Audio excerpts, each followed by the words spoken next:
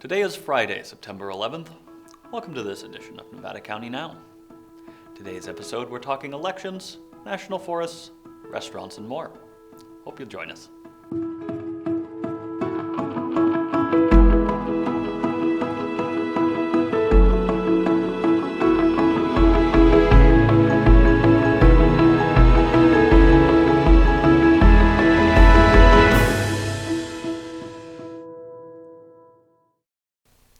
Hello and welcome to Nevada County Now. I'm your host, Cole Pettit. Election season is kicking into full swing. The League of Women Voters, in partnership with UBNet, held their first public forum last night, featuring candidates for the Nevada County Board of Education. They have several more events scheduled for the coming weeks. The next forum on Tuesday, September 15th, will focus on the Grass Valley City Council, followed by the Nevada City Council on Thursday, the 17th. Then they will focus on candidates for the NID Board on Monday the 21st. Additionally, the League and Nevada County Media have co-produced a voter education piece featuring Gregory Diaz and Natalie Adona, focusing on election security. Let's get a quick preview. Hi, I'm Polly Halstead, and I am the co-chair of the League of Women Voters Program Planning Committee, and I'm very happy to be here today to introduce Greg Diaz and Natalie Adona, who will be answering our questions today. So I'm going to give the floor now to Greg, who's going to fill us in on voter suppression and voter fraud. Thank you very much, Polly. My name is Gregory Diaz, Nevada County Clerk Recorder and Registrar of Voters.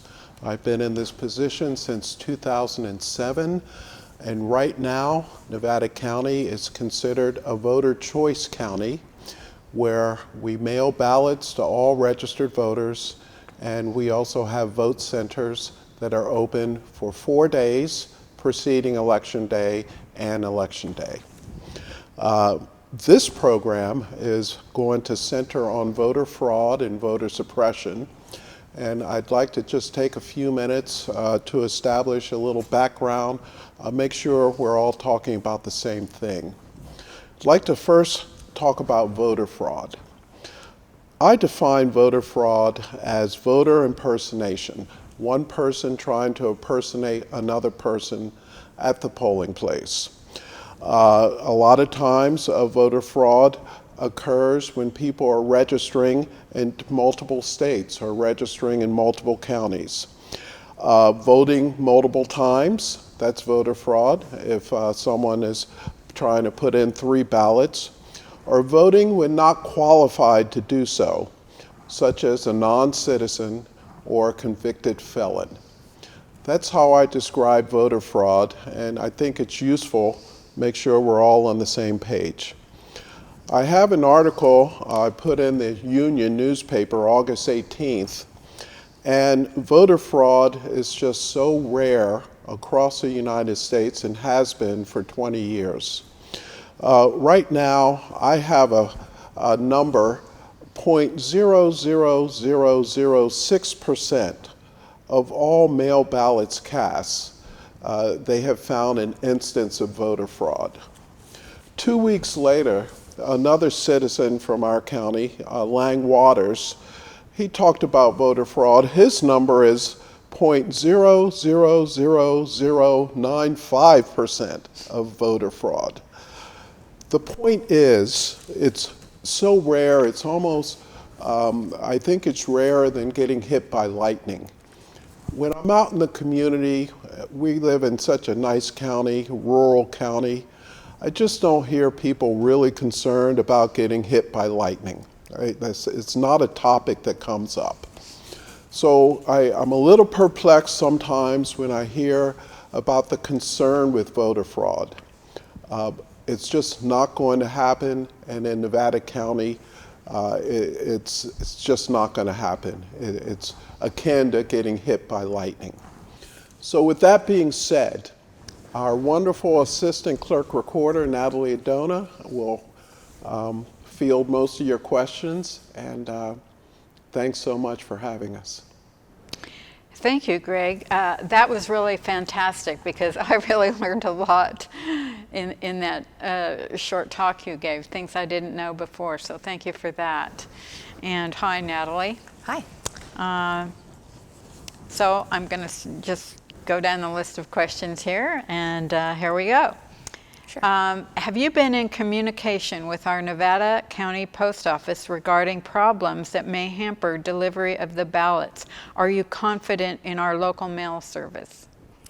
Sure. Thank you for asking, Polly. So before I go ahead and answer, I'm just going to give a quick introduction for myself. I think a lot of Nevada County voters know who I am. I've written a number of articles. Thank you. Yes. And for those of you who are not familiar with me, I came to Nevada County about a year ago. Like Greg said in his wonderful introduction, I am the Assistant Clerk Recorder and Assistant Registrar of Voters. Basically what that means is I manage the elections processes, and I also come in as a subject matter expert. I spent quite a number of years in philanthropy and in elections research, so a lot of what Greg talked about is familiar to me. One of my areas of expertise aside from election administration is public opinion, and specifically public opinion about elections and voting. So I find this to be a fascinating topic. The USPS is, sort of a separate and distinct issue from what we're talking about today, but I think it is an important topic to cover.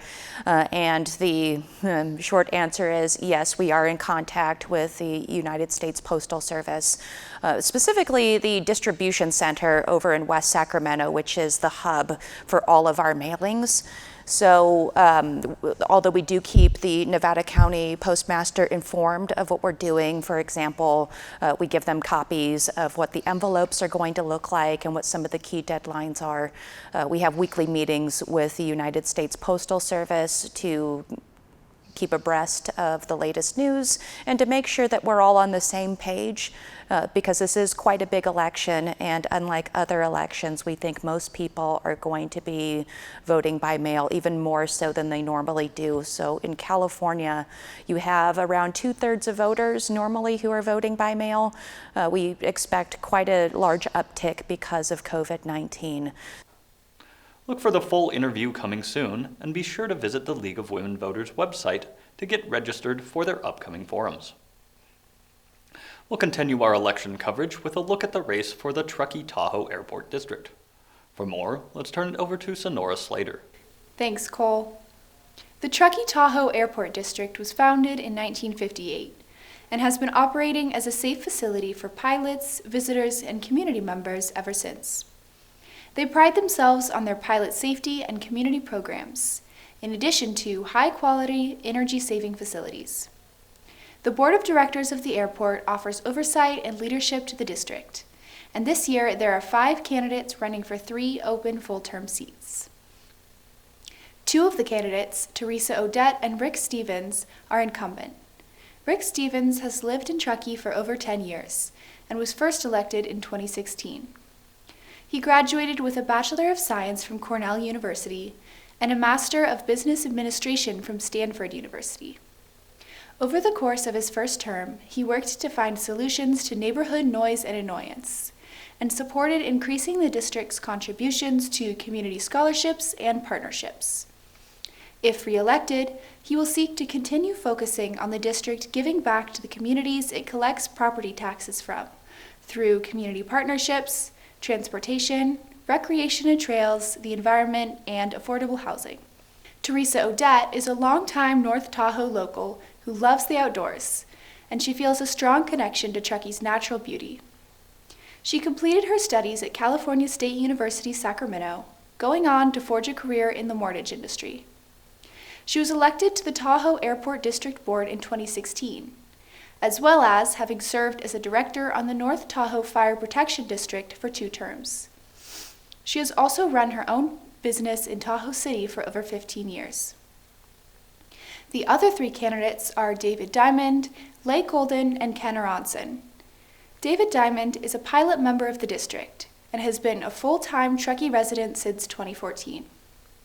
He was appointed to the Airport Community Advisory Team, or ACAT, in 2018 by the Board of Directors, and is now the chair of the team.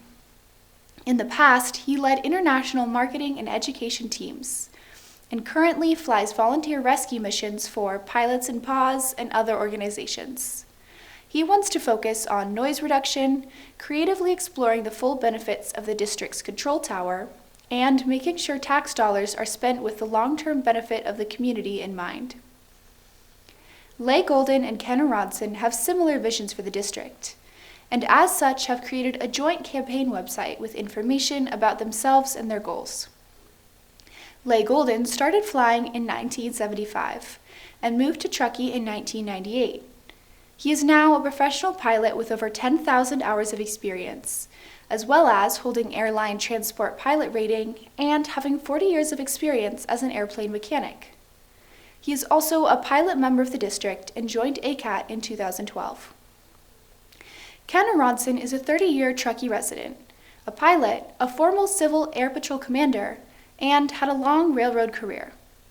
He is also extremely passionate about youth, having created, directed, and produced the Truckee Donner Recreation and Park District's Mission to Mars Space Camp, and flown children as part of the Young Eagles program. Both want to advocate for the airport as a place for all.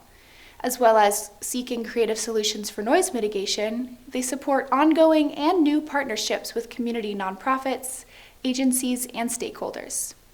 They also want to consider the opening of a community airport hangar, which could be used for year-round youth space camps, STEM-related programs, art exhibits, nonprofit fundraising events, and more. Back to you, Cole. Thanks, Sonora. We've seen an increase of 28 COVID-19 cases this week, bringing our total to 478 confirmed cases. 61 cases are currently active with 2 current hospitalizations.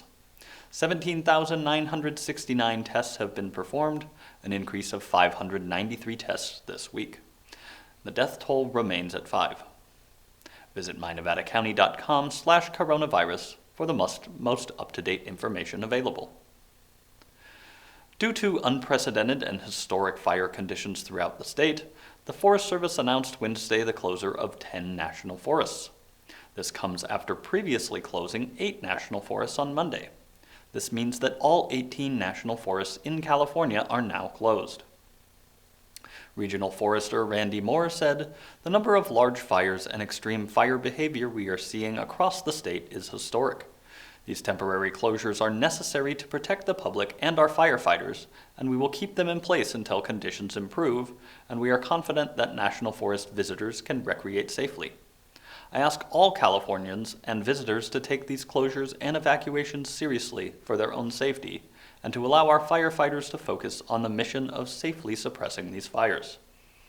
This decision will be reevaluated daily as conditions change." With all the fires, our air quality continues to be affected. At the time of recording, our current score sits in the unhealthy for sensitive groups range. People with heart or lung disease, older adults, children, and teens should be cautious and limit active time outdoors. To view the air quality rating for yourself, visit airnow.gov. Several local restaurants have formed a coalition in the hope of getting state and local leaders to the table. For more, let's turn it once again over to Sonora Slater. Thanks, Cole.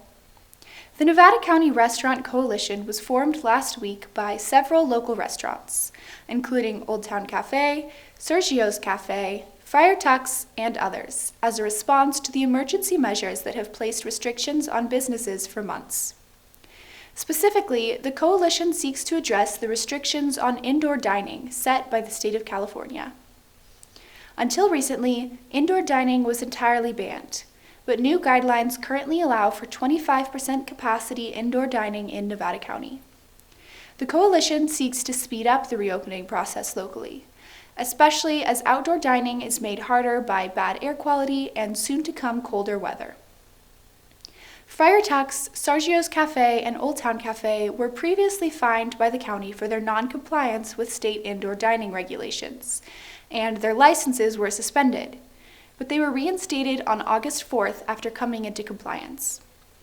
They are viewing the coalition as a more sustainable and long-term solution to their complaints, both now during the COVID-19 pandemic and potentially in the event of a future crisis. They want to have a dialogue with state and local officials about their concerns in order for them to be acknowledged in a legal way, and are willing to hear the officials' explanations for why the regulations are the way they are, but have also stated that they don't just want to chit-chat. They are adamant about actual change being made. For more information, you can visit their website at ncrcoalition.com. Back to you, Cole. Thanks, Sonora. Interfaith Food Ministry is hosting a virtual benefit concert tomorrow, Saturday the 12th, from 3 to 5 p.m.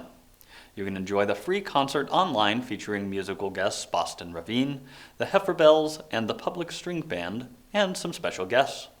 The show runs for about 2 hours. The link will be available on the website, and a donate button will be online at interfaithfoodministry.org and on their Facebook page. People can access the concert for free, and donations to the food pantry are accepted at any time. Gold Country Community Services is looking for volunteers for its senior firewood program. They currently have 3 dates listed: September the 26th, October the 3rd, and November the 7th. Volunteers will help load firewood into trucks or deliver wood to seniors. Additional trucks would be greatly appreciated. There is no need to register. Just show up at 12503 Brunswick Road in Grass Valley, and masks, gloves, and refreshments will be provided. We'll leave you tonight with some footage from a previous event. And remember, stay safe, take care of each other. We'll see you next week.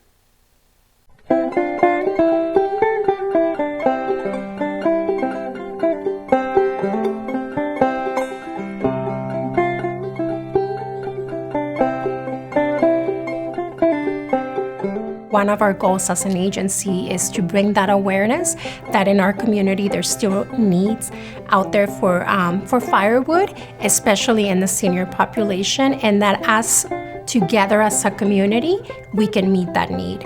Each year gets a little harder and a little harder, but just seeing this, I feel like one of the lucky ones.